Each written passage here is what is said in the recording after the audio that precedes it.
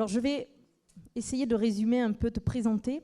Corinne, d'abord, c'est important de le dire. Moi, je l'ai appris et je trouve ça beau. Elle était pianiste, auteur-compositeur, donc avec une belle expérience de musicienne. Écrivain, puisqu'on a d'ailleurs tous les livres qui sont à disposition et des livres magnifiques. Chaman, ça aussi, c'est une expérience, un parcours incroyable que raconte le film. Et après avoir été un peu rat de laboratoire, chercheuse, dans les deux sens, avec vraiment cette grande mission d'essayer de faire reconnaître la transe chamanique, donc un vécu personnel, quelque chose de très intime, de le mettre à profit des autres, de le faire reconnaître comme un objet d'étude sérieux par la science, pour que ça puisse servir à d'autres. Et je trouve ça très généreux, parce que sans doute que tu aurais pu te contenter d'être chaman, de pratiquer, de dire je suis quelqu'un de différent des autres. Et en fait, cette posture de s'ouvrir aux autres, de dire mais si moi je l'ai vécu, si moi j'ai cette capacité de le vivre, alors tout le monde peut le vivre, et d'essayer de travailler avec la science pour partager cette expérience-là. Donc ça, je trouvais ça vraiment très beau. Et puis l'autre chose importante dans ce portrait, qui me touche aussi très personnellement en tant que maman qui vit ce deuil difficile, c'est ces 10 ans d'amour fusionnel avec Paul, qu'on comprend dans le film, ces 5 ans de maladie, et cette promesse qui est au cœur de cette aventure incroyable de se retrouver dans l'ici et le maintenant, que l'amour soit plus fort que la mort. Alors pour ceux qui connaissent le Point Rose, c'est un peu notre claim, on le signe partout, on dit nous, nos enfants, on les aime plus fort que la mort, et quand bien même ils ne sont plus physiquement là, ça ne change rien. Et c'est pas juste croire en la possibilité de les retrouver après la mort. Ça, on a envie de dire, on s'en fiche. Nous, c'est ici et maintenant, parce que notre mort, a priori, elle est pas pour tout de suite. Et ce qu'on cherche, c'est garder un lien ici et maintenant. Et je trouve que ce projet incroyable, ce parcours, cette audace, ce courage, il part de cette histoire d'amour magnifique, de ce défi d'amour. Oui, on peut se retrouver ici. Et ça, c'est ce qui m'a évidemment beaucoup touchée, et qui amène à s'ouvrir à tellement de choses, et qui amène tellement d'apports scientifiques aussi, qui peuvent aider tellement de gens. Et ça part d'une expérience d'amour triste, parce qu'évidemment, c'est une perte, c'est pas juste un bonheur heureux, fusionnel et heureux. Ça part d'une perte, et comment une perte, elle peut apporter autant et ouvrir autant à ce monde plus grand. C'est vraiment par ça que j'aimerais commencer, en lisant aussi, parce que dans le livre que vous avez sans doute lu, la conclusion, je voudrais juste citer cette conclusion, parce que pour moi tout est dit là, et que quand j'ai lu ça, j'étais bouleversée évidemment. Finalement, ce n'est pas toi que j'ai trouvé à ce jeu de cache-cache, c'est moi. C'était ça qu'il fallait comprendre, que de toute façon, tu es en moi, et que la seule façon de te retrouver était de me retrouver. Bizarre impression que tout est dans le tout, et qu'il suffit de découvrir son tout pour se connecter à tous les autres. Et voilà, c'est vrai que c'est très large, mais je pense que ça parle à beaucoup de gens ici, cette idée que quand il nous manque un être cher, un être aimé si fort, c'est peut-être en se trouvant nous-mêmes qu'on arrive à le trouver, puisque c'est cette quête de Paul qui a été le moteur de cette aventure incroyable. Donc voilà, j'aurais voulu commencer par cela, et par cette conclusion qui... Et cette conclusion de la postface qui dit « c'est grâce à toi tout ça ». Donc on se dit que 18 ans après, puisque c'est quand même... cet amour est assez fort pour te faire écrire en 2019, à la suite de la projection du film, ces mots. Et je trouve ça magnifique. Donc...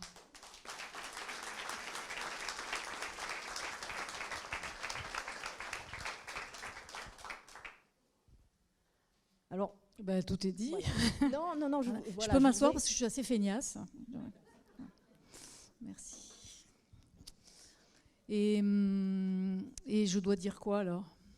Mais comment justement cette aventure a commencé, et qu'est-ce qui a été ce moteur comprends bien dans le film, avec cette désillusion et cette découverte de la transe et tous les travaux derrière que cela a mené. Ouais, oui, le départ, évidemment, c'est une histoire d'amour. C'est absolument, c'est ce que tu disais, c'est retrouver l'autre à tout prix. Et ma culture à moi, ma société me dit la mort, c'est fini. Après, non. Et c'est insupportable quand on a perdu quelqu'un. Et on arrive en Mongolie et puis on vous dit, ben non, nous, non, la mort c'est juste un passage, quoi, c'est une transformation. Mais les chamans ont la capacité de discuter avec les morts. Et voilà, moi ce qui m'a intéressée au départ, c'était ça, c'était l'espoir de retrouver l'autre. Je ne savais pas comment, je ne savais pas pourquoi, je ne savais pas comment on allait s'y prendre et comment s'y prenaient les chamans pour arriver à ça. Mais j'avais absolument ce rendez-vous à honorer et je voulais voir. Voilà. Alors évidemment, quand on revient en Occident, on vous dit t'es un peu psychiatrique là. Voilà. Donc il y a une société qui vous dit pour nous la mort c'est pas la fin, et une autre société qui vous dit si vous parlez aux morts vous êtes fou. Voilà.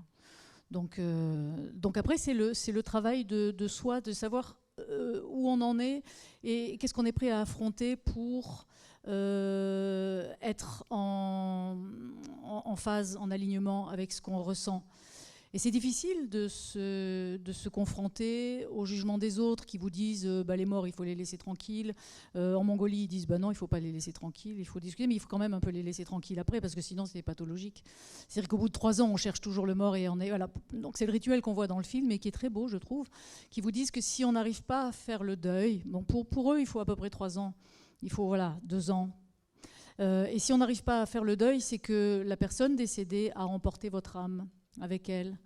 Et donc c'est le rituel qu'on voit dans le film où la chamane me dit tu prends cette boîte d'allumettes et tu vas craquer chacune des allumettes jusqu'à la fin, simplement pour remontrer le chemin à ton âme, pour lui dire que voilà, elle est là, je suis là, mon âme revient.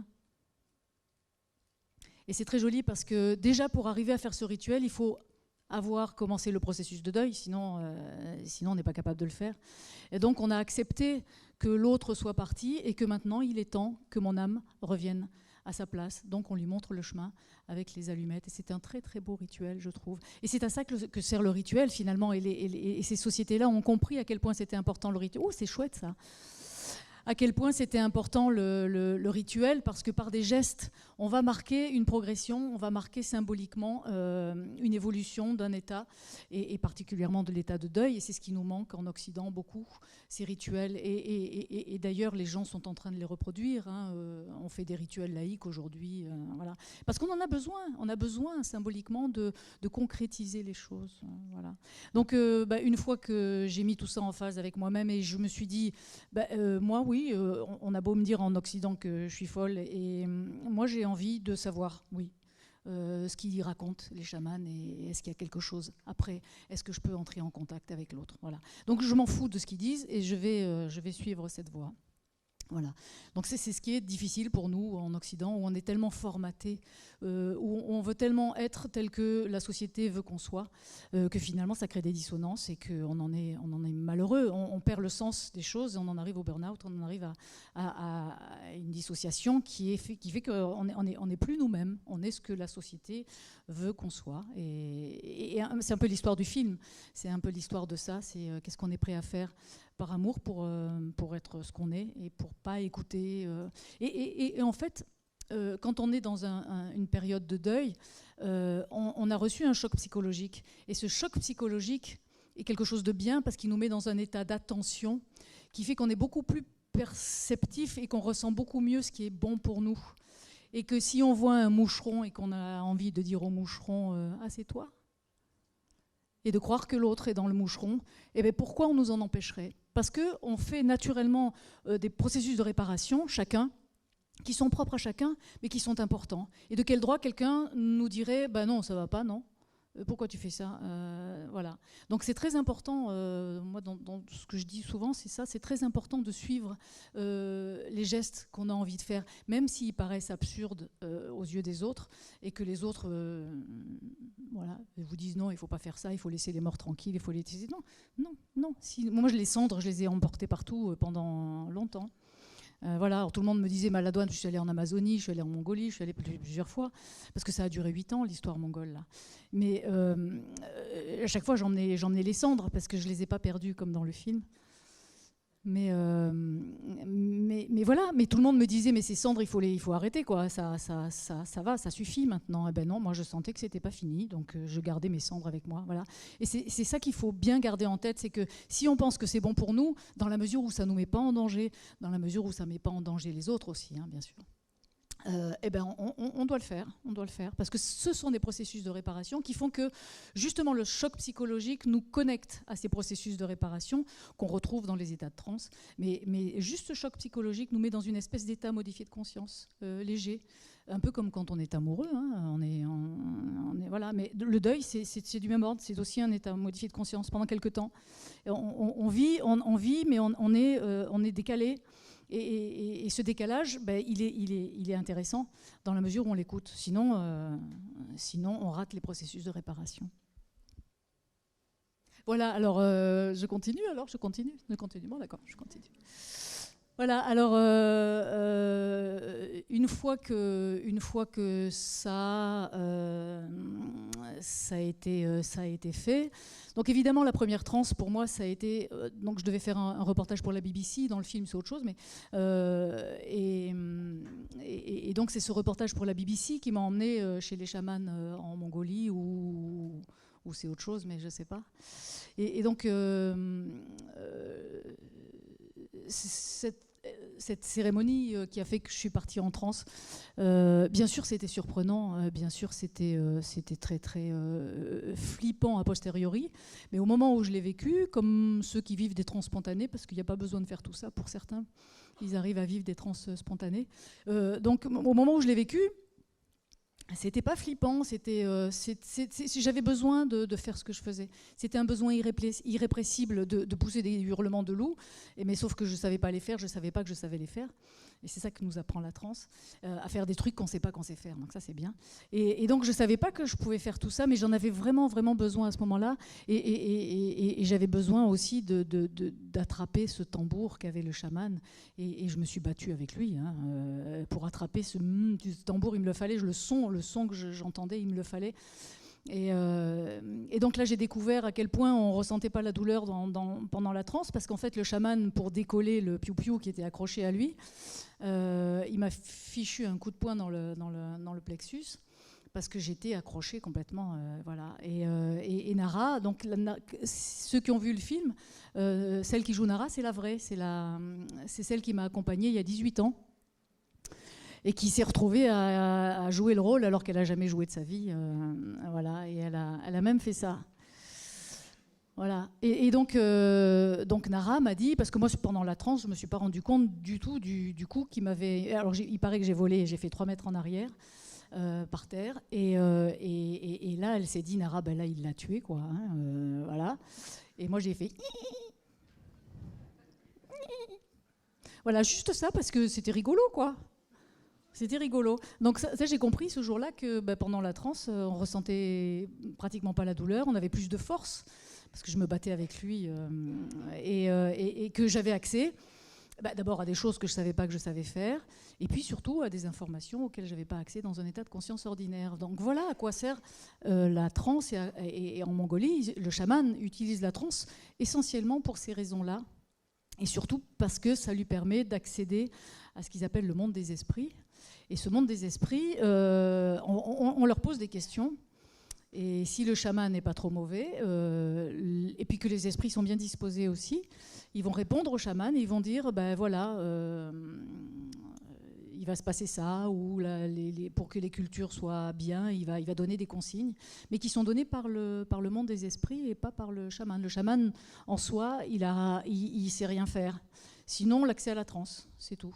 Et donc, c'est une espèce de fil conducteur qui va se contenter de transmettre les informations qu'il a reçues de ce monde des esprits.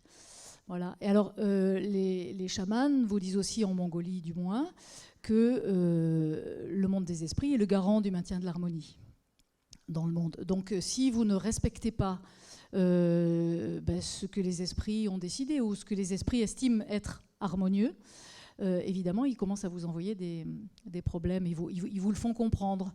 Voilà. Donc c'est un peu juste quand on n'est pas pareil, quand on n'est pas aligné avec ce qu'on est, quand on manque de respect pour son environnement, quand on manque de respect pour les animaux, comme on fait dans les abattoirs, et ben, ça crée ce qu'ils appellent du busard. Donc ce busard, c'est une espèce de souillure, mais qui va s'attraper comme un virus. Et donc ces esprits sont avant tout des aides qui vont nous permettre de vivre en harmonie avec l'ensemble. Si on ne les écoute pas, on ne les respecte pas, les problèmes arrivent. Mais on a un autre moyen quand on n'est pas chaman, parce qu'il y en a 1 sur 100 000 en Mongolie qui est chaman, donc ça fait 0,001% de la population. Quand on n'est pas chaman, dans leur tradition, eh bien, on a un autre moyen d'accéder, de communiquer avec les esprits, c'est l'intuition. Voilà. Donc, pour eux, l'intuition est le langage qu'utilisent les esprits pour vous prévenir d'un danger. Mais on le sait bien, nous. On sait bien que quand on n'écoute pas son intuition, souvent, on s'en mord les doigts. Et on se dit, je le savais. Mais on ne l'a pas écouté. Donc, voilà. Pour eux, c'est aussi une façon d'accéder à ce monde des esprits. Voilà. Alors, une fois tout ça acquis, bien sûr, j'ai trouvé que cet état était hyper intéressant dans la mesure où j'avais plus de force, je ne ressentais pas la douleur, j'avais accès à des informations auxquelles je n'avais pas accès dans un état de conscience ordinaire. J'avais cette espèce de phénomène de dépersonnalisation, c'est-à-dire que tout d'un coup, j'étais plus Corinne, j'étais autre chose que je ne connaissais pas de moi. Alors, bien sûr, une fois la surprise passée de se sentir vraiment transformé, il n'y avait pas que le loup, il y avait d'autres animaux, il y a plein de choses. Il n'y a pas de notion d'animal totem en Mongolie comme chez les Amérindiens. Mais j'avais vraiment l'impression de découvrir quelque chose que je ne connaissais pas de moi. Et là encore, ma culture à moi m'avait jamais dit que le son d'un tambour pouvait me faire ça à moi, qu'elle pouvait me transformer, que ce son pouvait me transformer à ce point-là. Et je disais, mais on a vraiment raté quelque chose en Occident. Et vous savez que les études anthropologiques, il y a une étude de 2002 qui dit que sur 482 sociétés traditionnelles étudiées, 90% ont une forme institutionnalisée de transe. 90%. Donc c'est très commun, en fait. Et alors, qu'est-ce qu'on fout, nous ? On est vraiment des tarés, quoi.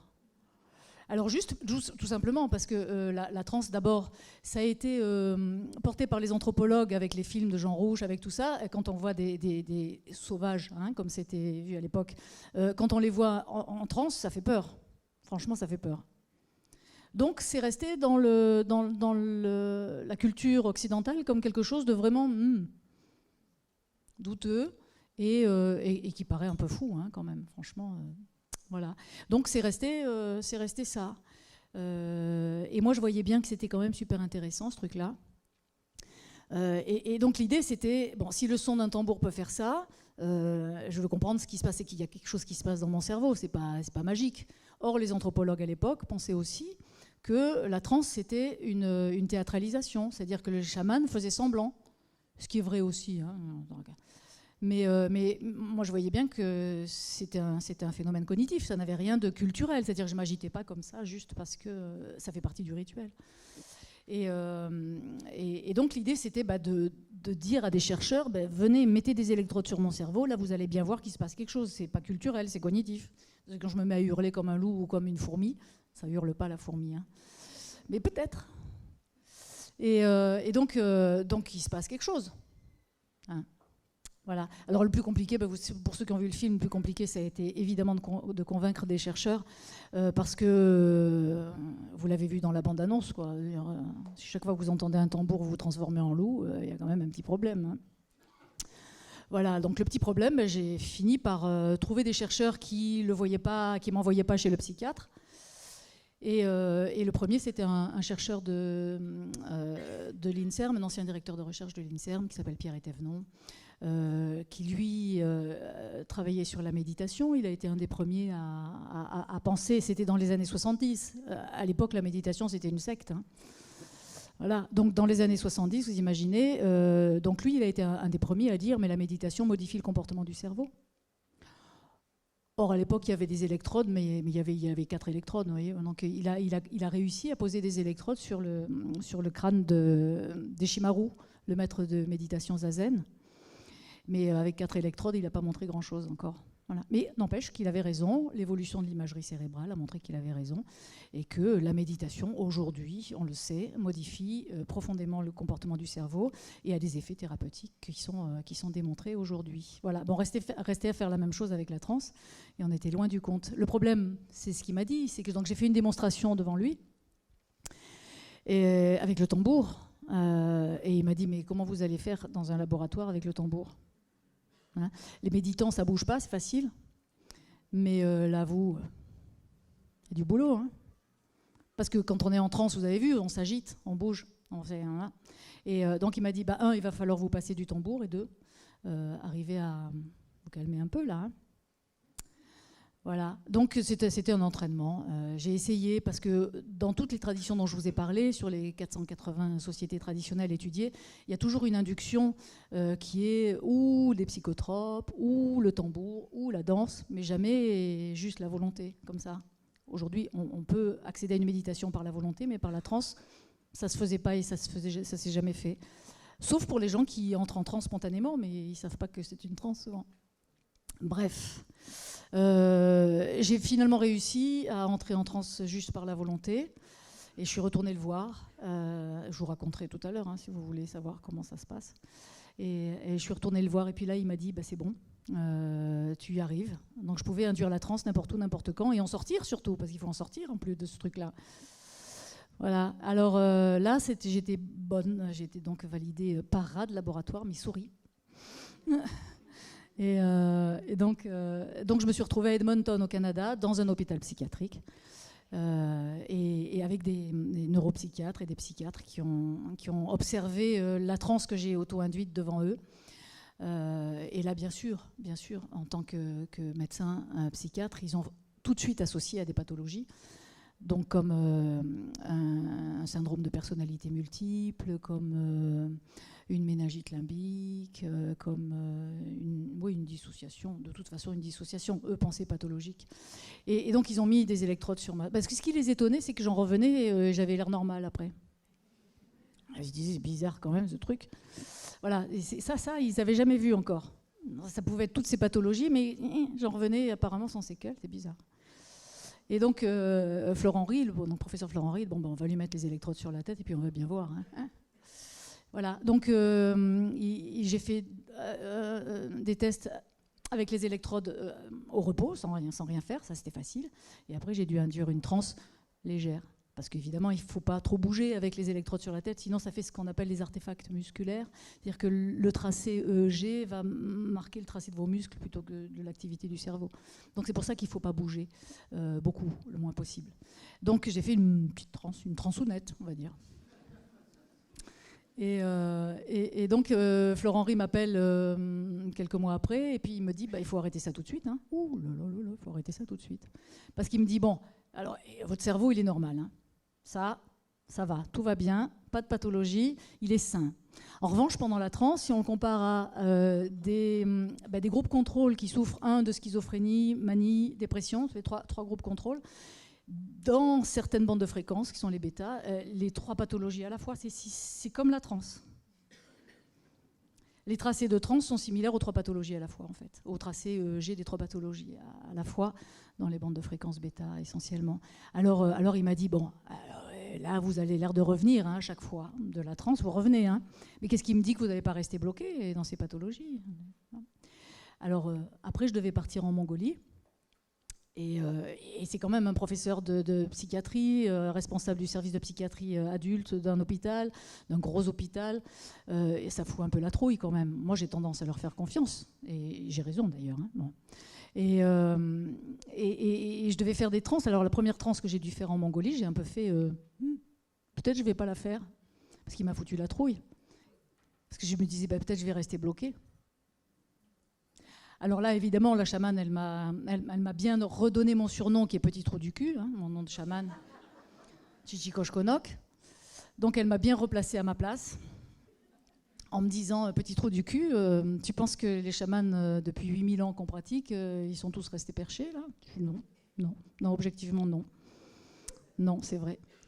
Donc j'ai refait des trans et tout s'est toujours bien passé, bien sûr. Et je suis retournée voir Florent Henry et je lui ai dit mais j'en ai refait. Non. Voilà.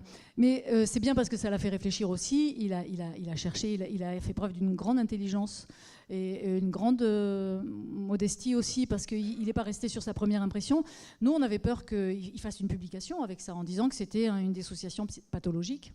Et si ça avait été publié dans les revues scientifiques, la transe devenait un phénomène pathologique et on était un peu dans la mouise. Voilà. Et il a eu l'intelligence de ne pas publier ses résultats. Il a réfléchi, il a travaillé avec d'autres chercheurs. Et 10 ans après, donc en 2017, il a fallu 10 ans, cette publication a été faite. Donc il a publié un article qui est dans une revue scientifique. Et cet article était très très positif pour nous parce que non seulement il disait que la transe n'était pas un phénomène pathologique, c'était bien un phénomène dissociatif mais non pathologique, mais qu'en plus c'était probablement un des futurs outils de la psychiatrie. Voilà. Ah, donc ça vous le voyez sur Internet aujourd'hui, hein, il est accessible en ligne, cet article. Voilà, donc c'était une première grande victoire et une première entrée de la transe dans la science officielle, dans les neurosciences, et c'était super. Voilà. Mais on ne s'est pas arrêté là. Bien sûr, parce que dans la mesure où on a démontré que la transe était alors, que disait cet article ? Que la transe était une modification, et le résultat d'une modification importante du fonctionnement cérébral. Donc ça y est, on n'était plus dans le rituel et dans la théâtralisation. Il se passait quelque chose de profond dans le fonctionnement cérébral. Mais qu'il y avait aussi un shift. Normalement, c'est l'hémisphère gauche qui est prédominant dans notre état de conscience ordinaire. Et là, pendant la transe, il montrait un shift et c'était l'hémisphère droit qui était tout à coup prédominant. Après, il y a beaucoup d'autres choses qui se passent, mais c'est écrit dans l'article, vous n'aurez qu'à le lire. Voilà. Donc, il se passait vraiment quelque chose. Et puis, moi, je me suis dit, si la transe est le résultat d'une modification du cerveau, pourquoi il y en a si peu qui, en Mongolie, accèdent à la transe ? Pourquoi il n'y en a que 1 sur 100 000 ? Je me dis, il y a 2 possibilités. Ou les chamans ont un cerveau spécial, donc moi j'aurais un cerveau spécial. Ou alors le tambour n'est pas assez efficace. C'est-à-dire le tambour ne fonctionne que sur des gens qui ont déjà ce potentiel qui est déjà développé. Alors il restait bien sûr à le prouver. Et donc on a commencé en 2010 à essayer de développer des outils plus efficaces que le tambour. Voilà. Donc ça a été un processus assez long aussi, mais un programme de recherche qui a abouti à la mise en place de bandes son qu'on a testé pour la première fois sur les élèves des Beaux-Arts de Nantes. Ça tombe toujours sur les artistes, hein, c'est toujours. Mais c'est bien, c'est la pointe de la pyramide. Donc ils ont été d'accord parce que je faisais des workshops, j'ai fait des workshops aux Beaux-Arts de Paris pour montrer justement que l'état de création, ça ressemble beaucoup à un état modifié de conscience. Hein, voilà. Au moment où on crée, qu'est-ce qui caractérise l'état modifié de conscience ou l'état de transe ? C'est augmentation de la force, diminution de la perception de la douleur, et on peut se mettre à faire des gestes qu'on n'a pas décidé de faire, et accès à des informations ou des visions auxquelles on n'a pas accès normalement. Donc ça, quand les artistes vous décrivent le moment de la création, ils perdent tout d'un coup, c'est l'œuvre qui les emmène quelque part. Et souvent, ils ne se rendent pas compte du chaud, du froid, ils peuvent avoir plus de force, enfin bref, voilà. Donc je leur expliquais qu'au niveau du cerveau, pendant le moment de création, il se passait un petit peu la même chose que dans les états de transe. Bref. Donc après ces workshops à Paris, donc une des élèves que j'avais formée est devenue professeure, entre autres, en plus d'être artiste, et elle a fait un workshop avec les élèves, les étudiants des Beaux-Arts de Nantes. Et là, elle m'a dit, tiens, vous voulez pas venir nous faire un truc ? Et entre-temps, on avait mis en place ces outils, ces boucles sonores, mais qui restaient à tester, bien sûr, parce que sur moi, c'était normal que ça marche, mais il fallait que ça marche sur les autres aussi. Et je lui ai dit, on ne pourrait pas tester, là, ils seraient d'accord, les étudiants ? Il m'a dit, bon, sûrement, ils vont être d'accord. Ils ont été tout à fait d'accord. Et donc, il y avait une vingtaine d'étudiants, et donc, on a mis les sons avec le chercheur avec qui on les a développés. Et là, devinez combien il y en a qui sont partis en transe ? 80%. 80% à la première écoute. Voilà. Après, ça a été plus, hein, après quasiment la totalité. Voilà. Donc on s'est dit, voilà. Voilà, il suffisait de trouver un truc plus efficace que le tambour, en fait. Bon, après, qu'est-ce qu'on en fait ? Alors après, bien sûr, les chercheurs, ils m'ont dit, mais en fait, tu rigoles, les artistes, de toute façon, ils sont tout le temps en transe, donc c'est facile. Hein. Voilà. Donc j'ai essayé sur eux, les chercheurs et psychiatres et tout ça. Mais ça a marché aussi. Pareil, même proportion. Voilà. Donc on avait démontré que, en fait, le travail d'après, des années d'après, on a fait des tests sur plus de 600 volontaires, pas plus, quasiment 600 volontaires, et on a démontré que sur ces 600 volontaires, quand on leur faisait écouter ces sons, il y a 90% qui partaient en transe, 10% ça c'est pas terrible, hein. Et 5% alors pas du tout. Voilà. Mais sur 90%, ça fonctionne. Et surtout, on a trouvé le moyen de leur permettre d'induire la transe comme je l'avais dû le faire par la volonté. Voilà. Donc aujourd'hui, on est capable en 4-5 jours d'apprendre aux gens à accéder à l'état de transe, pour ceux qui n'y arrivent pas naturellement, d'accéder à l'état de transe et surtout de le provoquer, comme on le fait avec la méditation, par la seule volonté. Alors là, ça a commencé évidemment à intéresser toute la sphère des thérapeutes, des médecins, des chercheurs et de tout ça, parce que c'était plus un cas unique, parce qu'au départ, j'étais étudiée en tant que one case study, et donc là, c'était intéressant, mais bon, sans plus. Là, ça devenait un phénomène du cerveau humain. Et du coup, qu'est-ce qu'il y a là derrière ? Qu'est-ce qu'il y a derrière cet état-là ? Parce qu'on a étudié l'hypnose, la méditation, les états de rêve, les expériences de mort imminente, tout ça a été étudié. Mais la transe, qu'on a appelée du coup transe cognitive. Alors pourquoi on l'a appelée transe cognitive ? Parce que dans la mesure où quand on fait des trans, on n'a pas le costume, le tambour, le rituel, il n'y a pas de raison qu'on fasse cette offense au chaman et qu'on parle d'un potentiel de l'humain qui était là avant que les chamans aient l'intelligence de l'utiliser dans leur rituel, mais qui était là bien avant, et donc qui est un potentiel de l'humanité et du cerveau humain. Celui des bêtes, on n'en parle même pas parce qu'ils sont tout le temps en transe. Voilà. Donc transcognitive. Et puis en plus, ça nous permettait, nous, de rassurer aussi le milieu médical et le milieu des chercheurs et le milieu universitaire, d'associer ça à aussi malheureusement beaucoup de charlatans qui utilisent ça comme un pouvoir et qui malheureusement font beaucoup de tort. Après, il y a des gens qui sont formidables, mais malheureusement font beaucoup de tort. Donc du coup, on a tranché et on a appelé ce potentiel transcognitif. Voilà. Donc aujourd'hui, on travaille au CHU de Liège avec le professeur Steven Loreis. Pour ceux qui ont vu le film, c'est le médecin qui est dans le film. Qui est un des grands spécialistes au monde des états modifiés de conscience. Il est spécialiste du coma. Donc, grâce à lui, on a pu monter 2 protocoles déjà, où la transe cognitive est étudiée en neurosciences. Et comme maintenant, on a la possibilité, grâce aux méthodes qu'on a mises en place, de former beaucoup de transeurs, eh bien, les transeurs ont eu droit, comme moi, à faire un protocole. Et donc, on a fait en juin dernier au CHU avec Steven Loreis, avec le docteur Gossery, avec le docteur Van de Nuys. On a fait un protocole avec 27 transeurs, voilà, qui va définitivement montrer que ce potentiel, parce qu'ils ont tous été capables d'induire la transe avec les électrodes sur la tête, par la volonté d'en sortir, d'en revenir, voilà. Donc on va définitivement montrer, grâce à ça, que la transe est bien un potentiel en chacun de nous. Il n'y a pas un profil particulier, parce qu'ils ont un profil différent tous, ces 27 transeurs, et qu'on en a formé plein d'autres qui vont faire des études phénoménologiques, qui vont faire plein de trucs, qui vont permettre maintenant d'identifier et de voir en quoi la transe cognitive a des similitudes et des différences avec les autres états modifiés de conscience. Voilà. Et ce qui nous permet après ça de lancer les études cliniques. Donc là, on va former tout un tas de médecins, de chercheurs, de neurologues, de psychologues à ces états-là pour qu'eux nous emmènent dans les applications thérapeutiques. À quoi ça sert quand il y a une pathologie. Voilà où on en est aujourd'hui. Merci. Alors,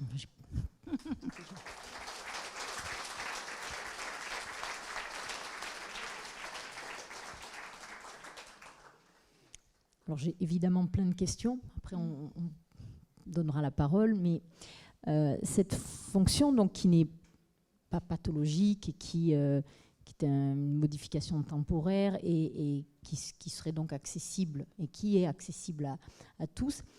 Quelle est sa fonction alors? Parce que si on a une fonction comme celle-là, même quand on l'ignore, et qu'on arrive à l'activer par la volonté, et en revenir en n'ayant pas de séquelles, c'est bien qu'elle a une fonction qui nous apporte quelque chose. Qu'est-ce que ça peut être? Alors ça déjà, on l'a plus ou moins tous vécu naturellement au travers des situations d'urgence, par exemple, où la réponse du cerveau s'est proposée une stratégie de survie, qui est de mettre le cerveau en état modifié de conscience, parce que l'état de conscience ordinaire est trop lent pour les réactions quand on est dans l'urgence.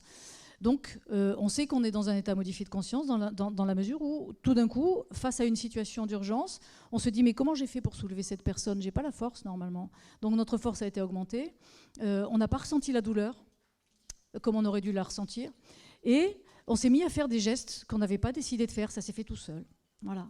Donc ça, pour tous ceux qui ont vécu des situations d'urgence, c'est un processus naturel que propose le cerveau en stratégie de survie. Voilà. Donc déjà ça. Alors la transe, nous, ce qu'on vous apprend, c'est à induire cet état par la volonté. Alors à quoi ça sert? On sait que c'est une amplification cognitive. La pratique de la transe va permettre d'accéder à des capacités auxquelles on n'a peu accès dans un état de conscience ordinaire.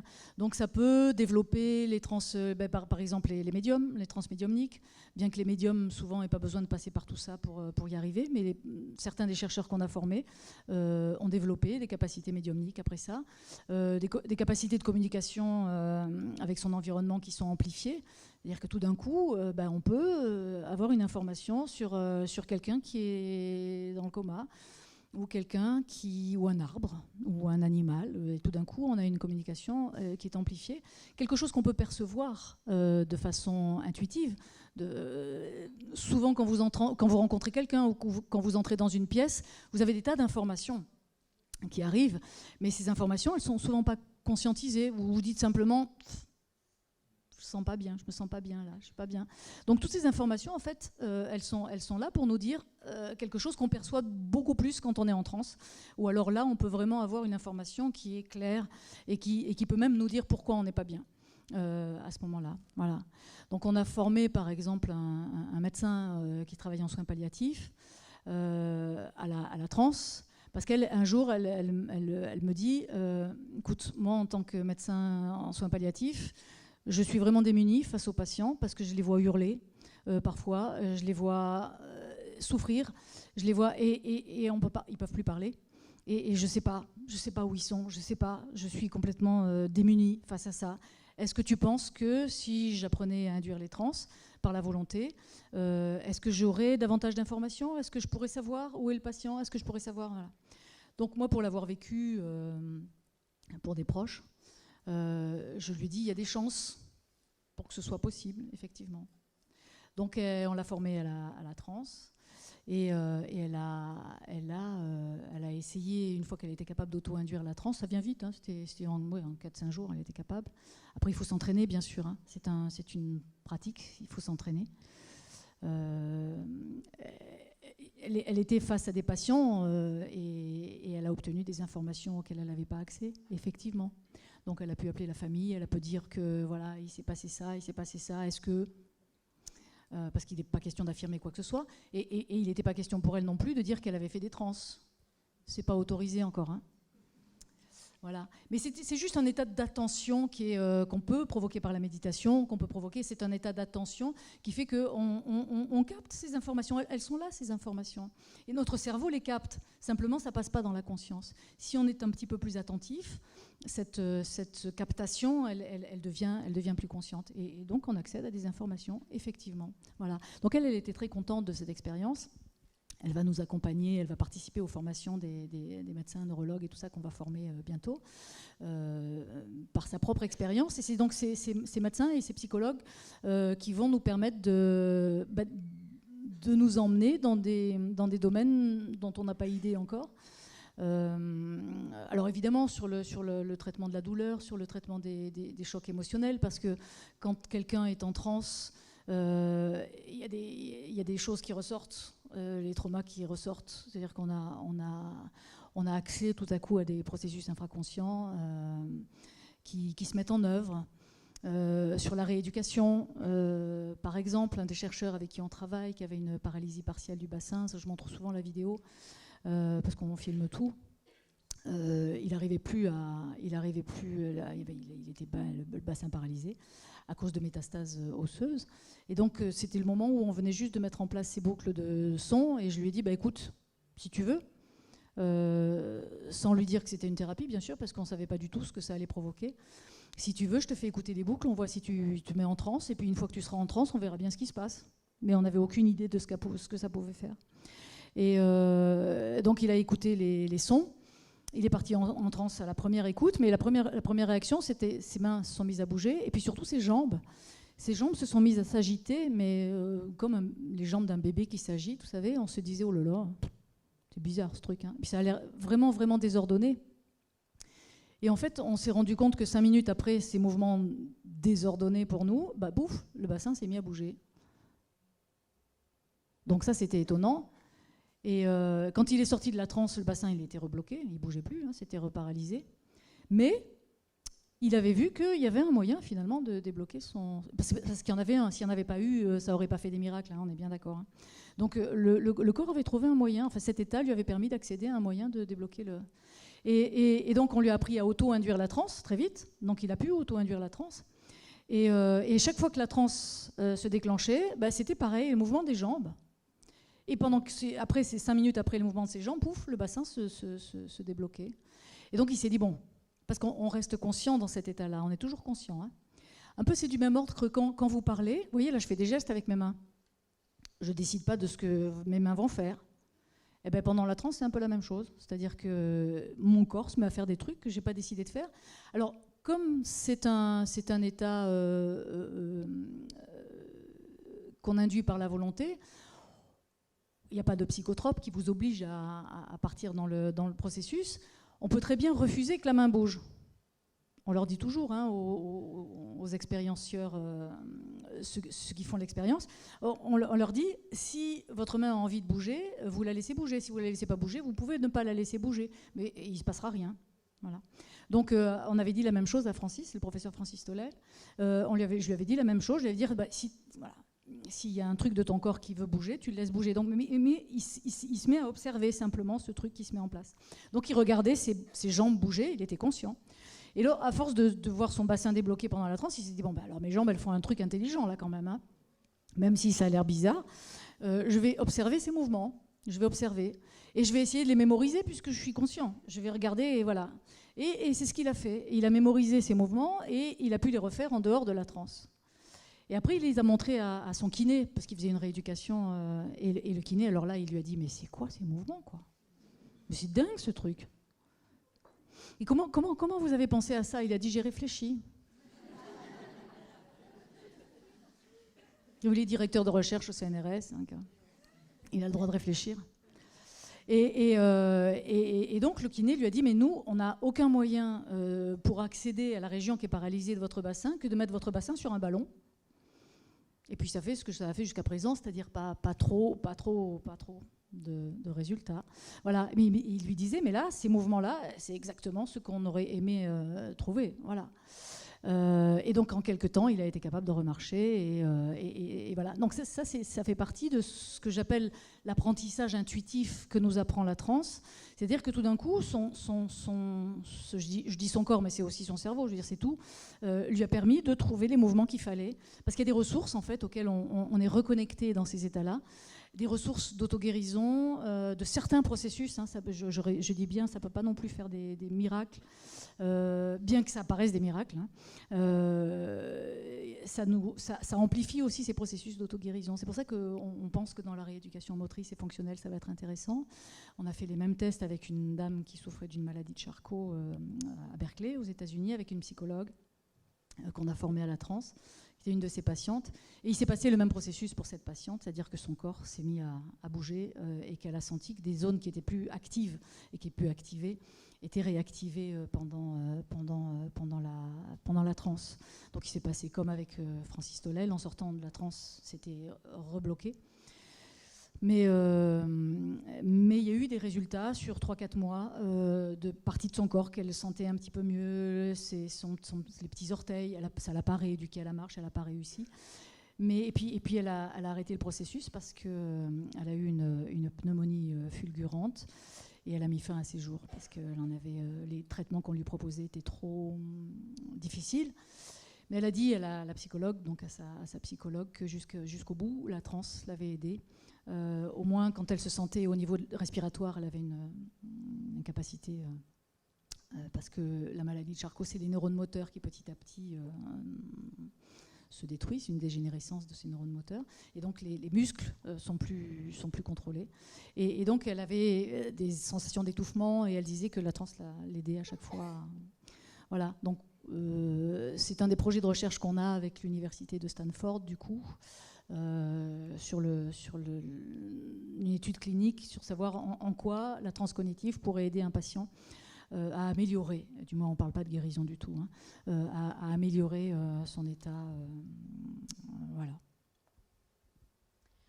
Donc en fait, la pensée, l'intelligence spéculative, c'est-à-dire ce qu'on, dans notre culture, on prend comme la forme d'intelligence la plus fiable, la garante de la plus sûre en termes d'intelligence, serait bien moins puissante que cette intelligence spéculative qui capterait des choses alors que la conscience n'en a pas du tout la perception. Oui.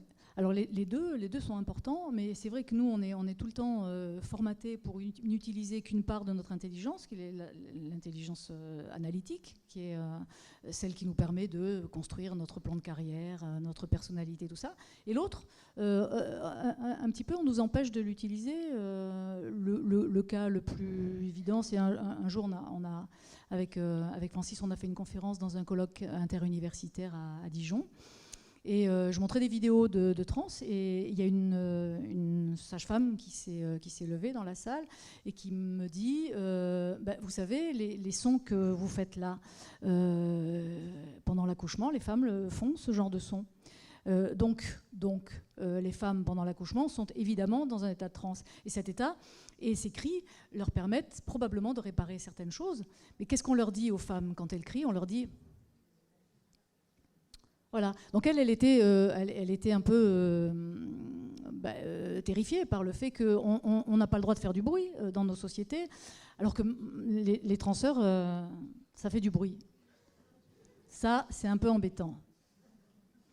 Ils font du bruit, mais ils retrouvent le plaisir et la joie de faire du bruit et d'exprimer ce qu'ils ont à exprimer. Voilà, ça c'est une des parts intéressantes de la pratique de la transe. Voilà, donc et la plupart des transeurs, quand ils font les premières trans, ce qui apparaît systématiquement, c'est qu'ils ne font pas de son. On est vraiment coupé, on a coupé le son, quoi, chez nous, en Occident. Et donc le premier travail qu'on fait, nous, c'est sur les artistes avec qui qu'on a formé ou les chercheurs, c'est de leur dire, allez, montez le son. Hein, c'est important, et il faut l'exprimer. Mais on est tellement formaté qu'on n'ose pas. Voilà. Donc l'exemple dans l'accouchement, enfin maintenant il y a des choses qui évoluent, heureusement, hein, grâce à vous, grâce à ce que vous pensez être bon pour vous justement, où vous faites savoir qu'il y a d'autres façons de faire. Ça, c'est en train de changer. Est-ce que le corps aussi a accès à des informations sans forcément que ça passe par la conscience ou le cerveau? Est-ce que le corps est en lien avec un environnement et peut capter des informations à lui tout seul? Certainement. On n'a pas de réponse encore à ça, hein, mais c'est certainement, on ne peut pas se résumer à un cerveau quand même. Hein. Le cerveau est juste l'interface qui permet d'interpréter tout ça, mais l'interface qui permet d'interpréter tout ce que vit l'ensemble et son rapport à l'environnement, hein, bien sûr. Et quand on vit ces états-là, bien sûr, pour moi, c'est la source de la spiritualité, c'est ça. C'est-à-dire que tout d'un coup, on est grand, on est ouvert, on est plus limité à jeu. Et cet état, il est formidable, parce qu'on est tout d'un coup connecté à un arbre, et notre posture face à ça, c'est juste grâce à l'état de transe, de pouvoir se dire... Qu'est-ce que tu voudrais bien m'apprendre? C'est merveilleux, ça. Et donc les médecins qu'on va former, c'est ça aussi, c'est-à-dire ce rapport avec le patient. Aujourd'hui, souvent, c'est le médecin qui sait, le patient qui ne sait pas. Parce que le patient, il a pas confiance, il a perdu confiance, on ne lui a pas donné confiance en ses capacités. Et ce qu'on veut dans ces formations pour les soignants qui vont durer 3 ans hein, de pratique de trans, c'est qu'ils comprennent que le patient a tellement à leur apprendre. Et il suffit, parce qu'on leur apprend les micro-trans aussi, on peut très très vite entrer en transe. Et face à un patient, le jour où le médecin se dira « qu'est-ce que tu veux bien m'apprendre ?» qu'est-ce que moi je perçois de toi et qu'est-ce que je veux bien apprendre de toi quand je suis dans cet état, ça va être formidable. Parce qu'on a tellement à apprendre à celui qui veut nous soigner. Voilà. Mais déjà développer nos propres capacités, ce sera déjà bien. Et après faire en sorte que ces soignants aient un rapport plus équitable, équilibré, je ne sais pas comment on dit. Ça va être formidable. Alors en fait, ça remet beaucoup en question les catégories entre, je trouve, le corps, l'esprit, le monde extérieur, le monde intérieur. Toutes ces frontières semblent beaucoup plus perméables, en tout cas, par le phénomène de transe et par les états de conscience modifiés. Alors, on a parmi nous une personne qui travaille aussi sur ces états de conscience modifiés et qui a aussi ces expériences-là de connexion à des informations qui peuvent aussi aider dans une situation particulièrement difficile, qui est l'accompagnement de la fin de vie. Alors, je vais demander à Éric Dudois s'il veut bien venir se joindre à nous deux. Alors, Éric Dudois vient de moins loin que Corinne. Éric Dudois est docteur en psychologie clinique et psychopathologie. Il est responsable de l'unité de psycho-oncologie au CHU de la Timone à Marseille. Et tu fais un gros travail sur la spiritualité et sur ces états de conscience modifiés qui peuvent aider les soignants à mieux comprendre ce qui se passe. Et Corinne, tu as parlé tout à l'heure aussi de ce que vous aviez fait en soins palliatifs et qui permettait de se dire que dans ces situations limites, en fait, c'est la transe, mais la méditation et tous ces états de conscience pouvaient apporter ces informations. Est-ce que tu peux nous en dire un peu plus sur cette pratique que tu as toi aussi et qui fait résonance à ce que nous a dit Corinne? C'est mieux? Alors, c'est délicat parce qu'on est à Marseille et j'aimerais pas finir chez mes collègues en psychiatrie. Mais bon. Donc, ça fait quelques années qu'on a travaillé avec d'autres. Hein. C'est moi qui suis là, mais je suis pas tout seul, heureusement. On a travaillé. Moi, je suis passé par la mystique. Alors, c'est un sale mot, ça aussi. Au début, on m'a regardé, on m'a dit. Mais j'étais théologien, donc j'avais le label. C'est bien, ça.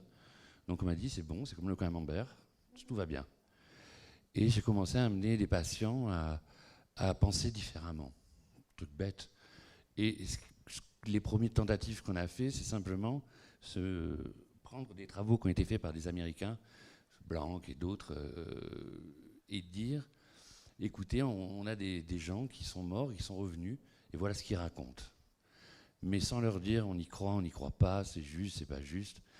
Et d'ailleurs, le combat avec l'occidental moyen, c'est toujours croire, c'est important pour lui. Et c'est ce qui va tout bloquer.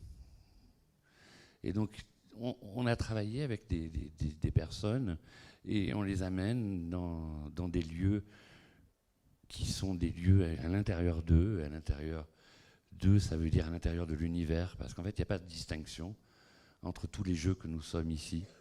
C'est simplement une toute petite façon que nous avons tous une habitude de vivre, et donc j'ai l'impression d'être séparé de vous.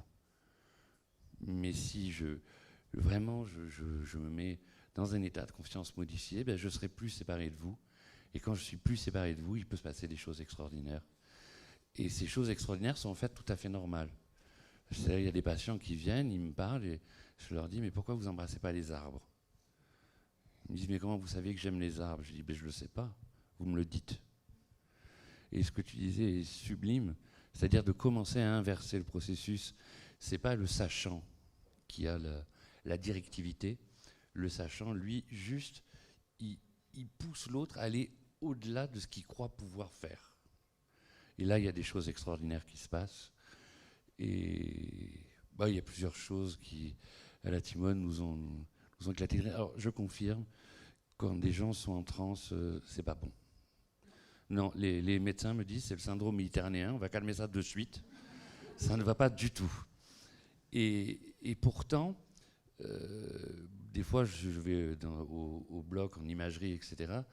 La personne à qui on est en train de faire une ponction ou un truc comme ça aurait envie de crier, d'abréagir, etc. Alors, il ne faut pas qu'elle abréagisse trop non plus, mais eh bien, en coupant ça, en fait, on réveille la douleur. Et ça, on l'a vraiment observé. Je l'ai observé avec la dame d'un monsieur qu'on aime beaucoup, qui s'appelle Monsieur Dessario. Et quand je l'accompagnais dans ses examens, ou etc., elle avait plus mal parce que j'étais là. Alors, les médecins m'ont dit, bon, il est mignon le psychologue, mais qu'est-ce qu'il nous raconte? Et en fait, ce n'était pas moi, c'était le support dont elle avait besoin pour aller quelque part à l'intérieur d'elle et découvrir que franchement, elle pouvait passer une ponction lombaire avec 90% de douleur en moins. Il y a toujours de la douleur, et je crois que l'expérience de la douleur, ça aussi on doit l'apprendre. Alors, je ne veux pas faire le catholique moyen, hein. La douleur n'est pas salvatrice. Mais elle est un message cognitif. Elle dit quelque chose. Quand j'ai mal, moi aussi je saute sur Doliprane. J'aime bien. Mais il faut se retenir. Et il faut se laisser aller. Alors bien sûr, au début, on dit j'ai mal à la tête ou j'ai mal au dos, par exemple, et les gens disent j'en ai plein le dos. Dites ça à un psy, le psy va vous dire vous êtes mignon, mais quand même. Mais allez plus loin. Laissez-vous divaguer. Et vous allez vous apercevoir qu'en fait, vous allez trouver pourquoi vous en avez plein le dos. Mais ce n'est pas cognitif au sens de la raison causaliste. C'est une autre causalité qui est plus proche de ce qu'on retrouve dans les mathématiques du fractal ou du chaos, pour ceux qui connaissent, ou de la quantique. C'est-à-dire c'est acausal et symbolique. Ben voilà quoi. Alors sur la souffrance, je rebondis parce que dans le film, quand tu vas voir le psychiatre, tout de suite le réflexe c'est des médicaments anxiolytiques, antidépresseurs. C'est donc on masque la douleur, ou on essaie de l'annuler même de manière artificielle parce qu'elle ne sert à rien et puis c'est pourquoi souffrir alors qu'on peut l'arrêter. Et ce que tu dis, Eric, aussi, c'est que cette souffrance, elle peut être une information aussi, ou un chemin vers quelque chose qui fait peut-être la regarder autrement que comme on la regarde dans le monde occidental. Alors ça parle évidemment à tous les parents que je connais qui vivent un deuil, qui se disent mais cette souffrance, elle est horrible. Et ce deuil aussi qui t'a amené à oser, ce que tu dis bien à la fin du livre aussi, grâce à toi, j'ai osé, j'ai repoussé ses limites parce que je souffrais. Et donc là, on voit bien que la souffrance, elle peut peut-être être une fonction utile de notre être. Je ne voulais pas me couper de cette souffrance parce que j'y trouvais une connexion différente avec l'autre et avec ma vie qui était différente parce que j'avais cette souffrance qui me mettait dans un état modifié de conscience finalement. Et j'étais dans un état très, très, très perceptif de plein de choses que je n'avais jamais remarquées avant.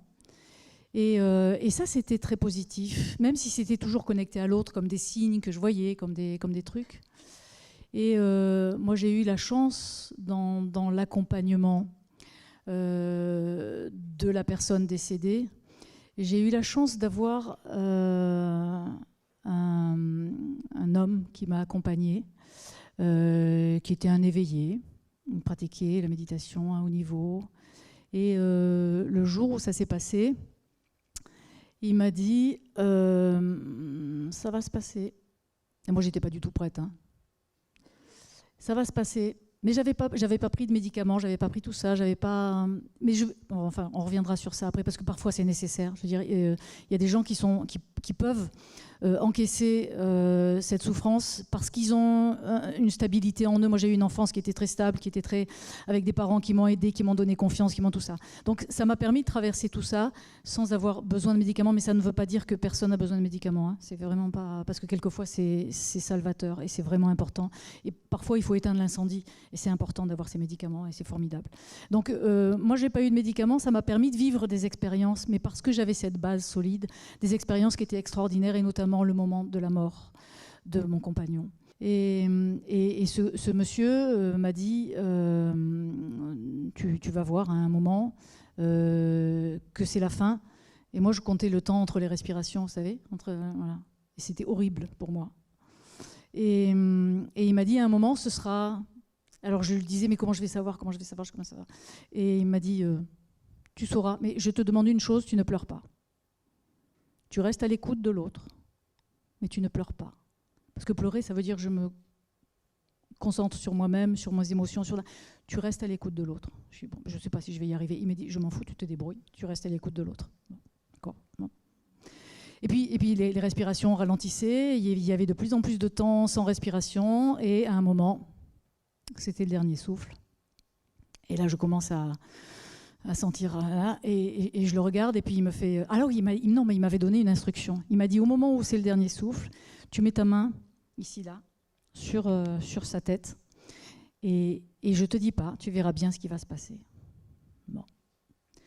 Donc au moment où j'estime que c'est le dernier souffle et puis je le regarde parce que j'ai l'air de dire et il me fait et donc tu vois genre qu'est-ce que je fais maintenant? Et il me fait signe de mettre la main sur la tête. Et là, il s'est passé quelque chose qui était merveilleux. J'ai ressenti une joie. D'abord, mes mains se sont mises à picoter. Et j'ai ressenti une joie que je n'avais jamais sentie jusque-là. Une joie d'un corps ou de quelque chose qui part d'un corps qui se libère, d'un corps qui était en souffrance, enfin je ne sais pas. Mais une joie de l'autre qui est en train de partir et qui tout d'un coup redevient libre après des années de cancer, de traitements difficiles. Et ça, j'ai pu le vivre grâce à lui.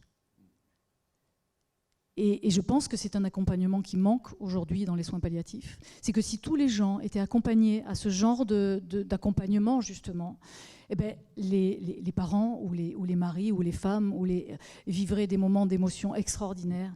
Et je me suis mise à pleurer après, mais de joie. De joie. Et il m'a fait vivre, cet homme, il m'a fait vivre, moi j'en ai encore des fourmis aujourd'hui quand je le raconte, il m'a fait vivre un moment extraordinaire alors que ça devait être un moment épouvantable, et il m'a fait vivre un moment extraordinaire. Voilà.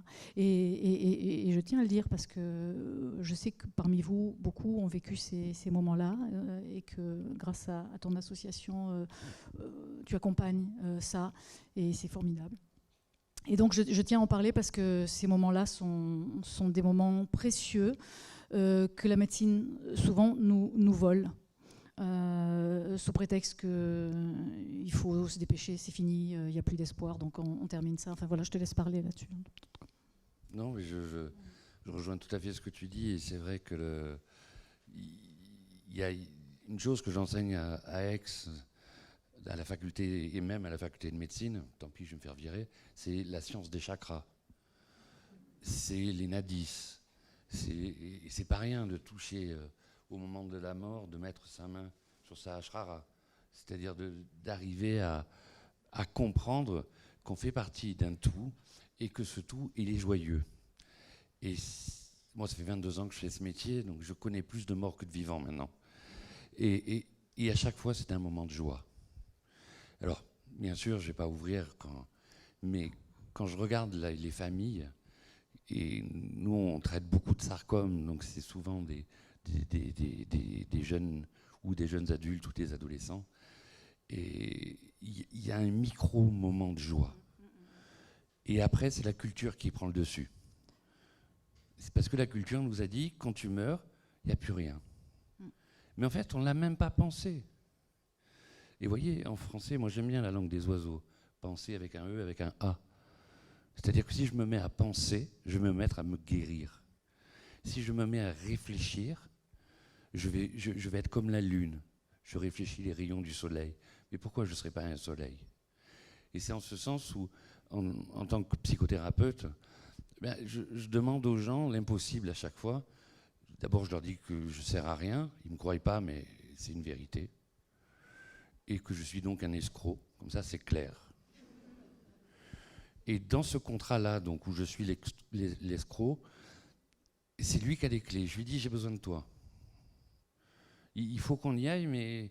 Et j'ai plein d'histoires comme ça, assez amusantes, d'un jeune homme qui n'en pouvait plus, qui était au bout du bout, comme on dit, et qui ne voulait pas partir.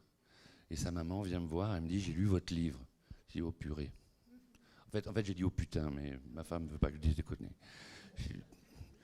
Et j'ai dit oui, et elle me dit, ouais, j'ai vu dans votre livre que vous pouviez parler avec les gens qui étaient dans le coma ou morts. Je dis, c'est un résumé, mais why not? Donc elle me présente son fils, Alexandre.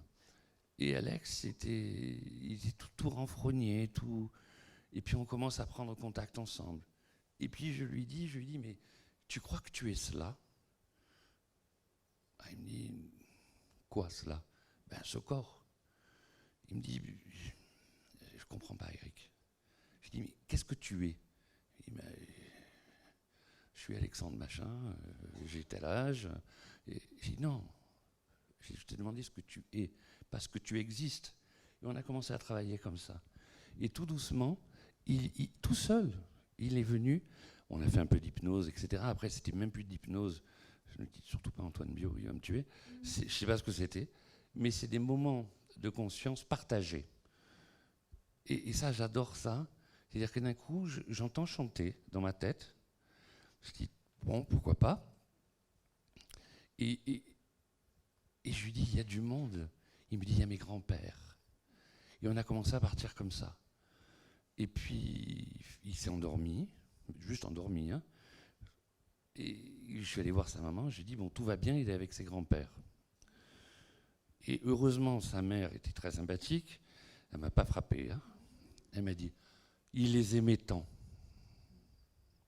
Elle est re-rentrée dans la chambre, on a recontinué à travailler. Il est décédé quelque temps après parce qu'il n'y a pas de miracle. Et il utilisait des drogues. Alors, ça, c'est un truc aussi important, et c'est bien que tu l'aies signalé. Je connais des gens qui utilisent des drogues, antidépresseurs, anxiolytiques, etc. Et comme je suis un curieux et que aussi je suis de nature anxieuse, ça m'est arrivé de les utiliser. Je ne suis pas Dieu sur terre. Eh bien, ça modifie l'état de conscience, mais ça ne m'empêche pas l'état de conscience. Par contre, c'est vrai que ces petites saloperies, à des moments, m'amènent dans des zones de mon être que Jung appelait l'ombre. Et alors, je me disais déjà que j'étais pas bien. Je me disais, mais vraiment, t'es vraiment nul de chez nul. Et c'est un ami qui m'a fait comprendre ça. Il m'a dit, mais on s'en fout tout ça. C'est quelqu'un qui suit l'Advaita, la non-dualité, donc une voie spirituelle qui me semble vraiment importante, parce qu'en dehors de toutes nos moralités et de tous les conditionnements sociaux que nous avons, en fait, on passe notre vie dans le monde social et on souffre à cause du monde social. Une fois qu'on a pu se libérer de ça, eh bien, je vous jure qu'on est heureux. Alors, on n'est pas le ravi de la crèche, mais à l'intérieur de nous, il y a une petite joie. Et quand on rencontre un cerisier, on est content. Et c'est un peu l'histoire d'Alexandre, c'est-à-dire avant de décéder, eh bien, il était heureux, il était en joie, et tout le service, c'était magique. Tout le monde dans le service allait le voir, parce qu'en fait, il était devenu une sorte de générateur de bien-être. Moi-même, d'ailleurs, quand j'étais un coup de blues, j'allais le voir, j'allais mieux. Vous avez parlé de partage tous les deux. Est-ce qu'un état de conscience modifié partagé, la transe ou d'autres états de conscience, ça produit des effets, ça augmente les effets? Est-ce qu'il y a quelque chose de l'ordre de, on peut imaginer un égrégore ou une sorte de communion, de lien, d'amour ou à autre chose? Oui, comme je t'ai dit tout à l'heure, on n'est pas... C'est notre conditionnement qui fait que l'on croit que nous sommes seuls.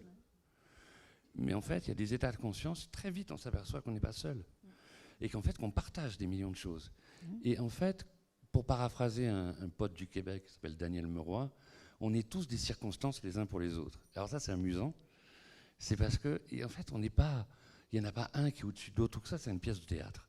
Et on est une circonstance, et le tout, c'est d'avoir cette agilité joyeuse de se dire, qu'est-ce qu'il va m'apporter? Et à partir de là, tout. Je ne sais pas ce que tu en penses. Bien sûr. Qu'est-ce qu'il a à m'apprendre?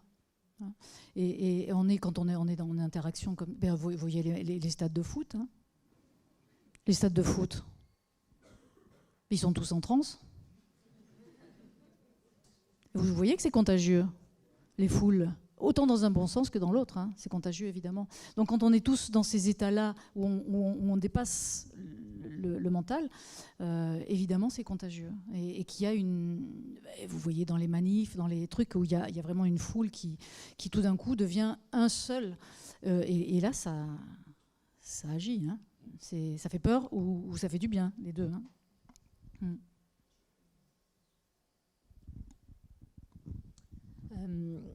Alors, une dernière petite remarque avant de vous passer le micro dans la salle, parce qu'on a parlé de deuil, on a parlé de fin de vie, donc c'est plutôt triste. Et moi, j'aimerais parler de la joie, parce que c'est quelque chose qui revient aussi dans votre discours. Et parce que c'est aussi quelque chose qu'on expérimente dans le deuil. Finalement, c'est pas l'obscurité, c'est pas la tristesse qui aide, c'est la joie. Sauf que dans notre culture, quand on est en deuil, être joyeux, c'est plutôt mal vu. Et en plus, on a l'impression que si on est plus triste, on va perdre le lien à la personne qui nous manque, et qu'en plus, du coup, on culpabilise doublement. Et pourtant, la dernière phrase de ton livre que j'ai noté et qui m'a tellement parlé, c'est « Accepter de vivre ce plus grand que moi m'a aidé à retrouver le chemin de la joie ». Alors évidemment, le plus grand, on a compris que la transe, ça permettait d'avoir accès à un monde plus grand, mais tu dis aussi à un moi plus grand. Enfin, tu dis pas le moi d'ailleurs, tu dis un nous plus grand que nous. Et que finalement, cette connexion à ce plus grand, ça permettait de retrouver le chemin de la joie. Et toi, Eric, il y a une phrase que j'aime bien, que tu dis souvent. Il dit « Ce qui donne l'essence de la vie, c'est la joie. Si je perds la joie, je sombre dans la nuit de l'âme », qui est la dépression au sens moderne. Et donc comment finalement ce monde plus grand, auquel on a accès par ces états de conscience, ces fonctions cognitives différentes, ne serait pas peut-être juste un moyen de vivre la joie, ou est-ce que la joie est elle-même un moyen de vivre ces états? Alors, voilà, petit mot de la fin sur la joie. Je dirais les deux, ça va dans les deux sens. Et le choc psychologique dans lequel nous plonge le deuil fait que justement on est plus attentif à tout ça. On est en état modifié de conscience, je le disais tout à l'heure. Et donc on est attentif à un arbre, tu disais toi, l'amandier en fleurs. On s'attache à des choses. C'est comme s'il y avait des processus de réparation qui font que oui, on est en deuil, mais oui, on est plus attentif à tout ce qui est beau.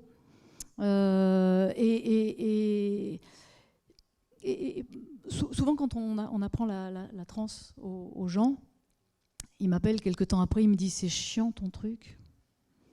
Parce que tout ce que je ne sentais pas avant, maintenant je le sens. Je suis une antenne, mais l'antenne elle est plus performante. Ah oui, je lui dis « mais oui d'accord, vous sentez plus la douleur, mais vous sentez plus la joie aussi ». Donc quand vous vous connectez sur quelque chose qui est triste, et regardez autour de vous, quoi. Il y a aussi beaucoup de joie et beaucoup de choses qui peuvent nous connecter à voilà. Donc en général ça s'arrange, hein, parce que je leur dis qu'au bout de quelques temps l'antenne va se réguler et que voilà, ils se connecteront à ce qu'ils veulent.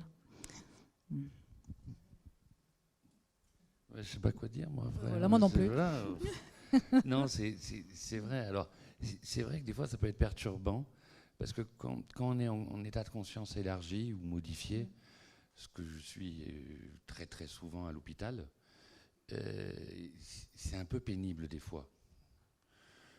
Parce que on voit des choses que peut-être on n'aimerait pas voir, ou du moins on les ressent.